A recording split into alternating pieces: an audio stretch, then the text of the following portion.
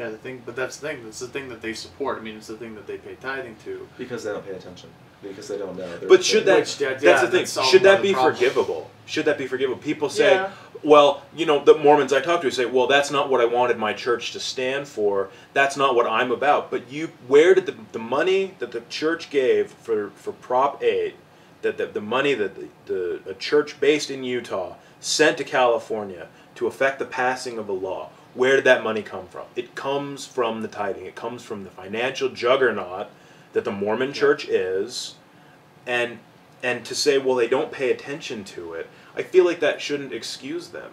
I mean, and this is something we talked about before, when your religion is determining, in your mind at least, and even possibly in reality, when it's determining your eternity, how can you have this pedestrian attitude towards it?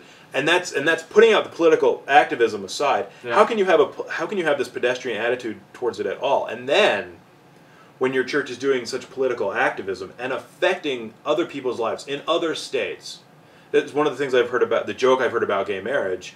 If you don't want a gay marriage, don't have one. Yeah. Because again, it's like, George, if you get married and your husband, your spouse, whatever it would be called, kisses you before you go to work and says, have a nice day, how is that affecting the people one house over?